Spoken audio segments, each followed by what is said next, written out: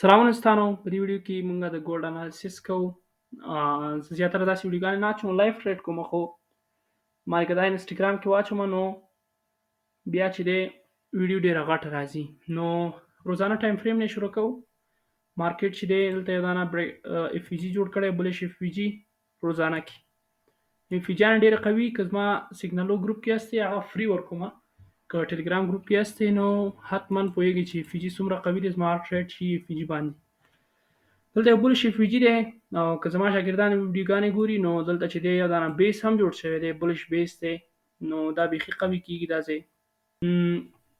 روزانه ټایم فریم کې چې دی موږ اف وي جي وکتو، دا هم یو اف وي جي دی، خو دا بیخي حد اندازې نه چې دی غټ دی. نو روزانه اف وي جي او دونه غټ بیا سړی کنفیوز کېږي چې کوم ځای کې ټریډ وکړي. نو که ټریډینګ مو لږ زده وي بیا پوهیږئ چې موږ چې دی شا ګورو مخې ته ټریډ کوو.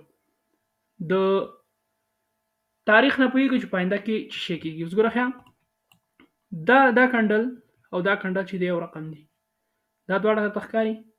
دا دوه کنډلونه چې دي یو رقم دي، دواړو یو های لګولی، دواړو چې کړي یو های لګولی.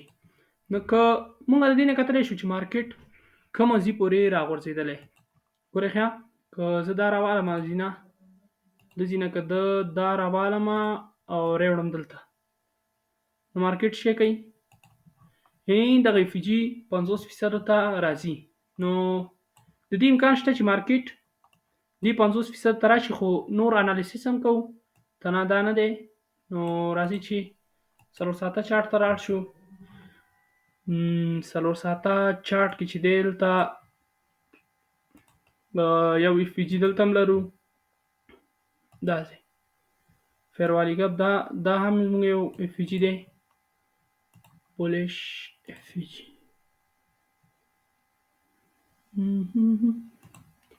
بولش اف وي جي دا هم دی. او که مونږ یو ساعته ته لاړ شو نو 4 ساعته کې نور شی نشته، مجبور یو ساعته ته لاړ شو چې څه دي پکې. یو ساعته کې هم دا یو ساعته اف وي جي دی.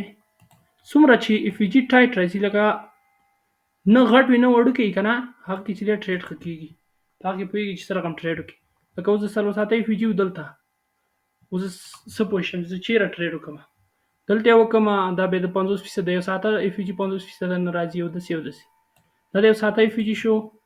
او دا هم چې دی یو بل اف وي جي چې دا چې دی ټچ شوی دغلته درته ښکاري، دغلته ښه صحیح ټچ شوی، نو دې سره مونږ کار نه لرو، دا اصلا په کار نه دی. نو دغه کې اف وي جي یو ساعته کې، دلته یو ساعته کې یو دانه څه شی دی اورډر بلاک هم لرو، دغه دی دې کې اورډر بلاک هم لرو. نو دا اف وي جي چې دی بیخي قوي کېږي. امبالانس هم لري. لاندې یو کی لیول ته هم راغلی دی. نو که زما کورس کې ولئ دا بیا بیخي قوي کېږي، تاسو به ترې خبر یاستئ. دې کې د کورس به نور خبرې نه کوو ځکه چې زیاتره به نه وي زما په کورس کې. نو دا چې دی بیخي قوي کېږي. دې کې خو نور څه نشته. زو 15 دقیقې ته 15 دقیقې چارټ کې چې دی دا اف وي جي دغلته راوړو، ځکه چې مخکې مې ویل که نه څومره اف وي جي چې وړوکی، لکه بیخي وړوکی نه برابر وړوکی، نو همغونه چې دی ښه کار کوي. 15 دقیقې کې دغلته راوړو، نو نور 15 دقیقې ته راغلو، نور څه نشته. مارکیټ هم چې دی فول بیرش دی، او دې کې هم چې دی مارکیټ سټرکچر شفت شوی، دې کې ښه صحیح کتلی شئ.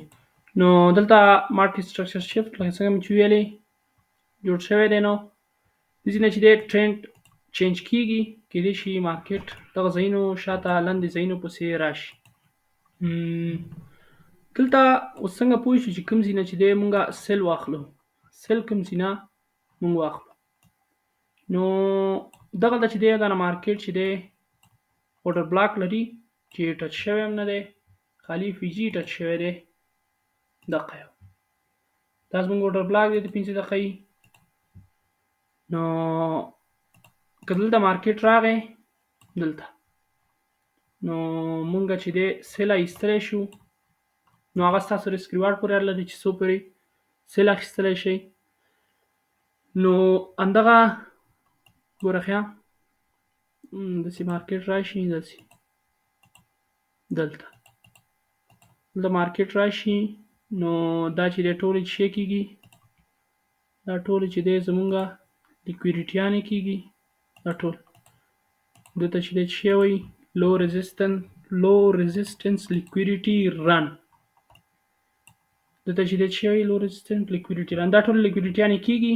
نو که مارکیټ لاندې ځي نو بره لیکویډیټیانې بالي که بیا بره ځي نو لاندې لیکویډیټیانې بالي د باندې خو باید پوه شئ.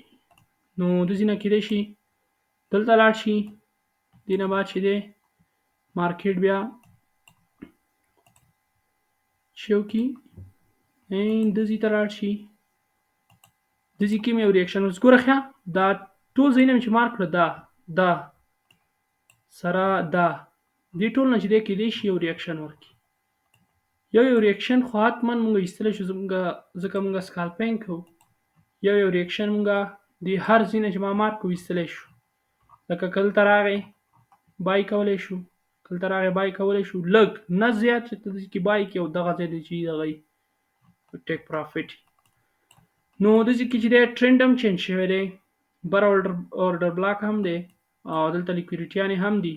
نو مارکیټ که دلته راغی نو چې کوو دلته مارکیټ سټرکچر شفت باید وګورئ مارکیټ سټرکچر شفت نه بعد چې دی باید تاسو یو اف وي جي یا کیلي ولته حتما چې ټاپ وکړي بیا چې د هغه ځای نه سیل واخلئ د دې ځای نه چې دی سټاپ لاس هلته بره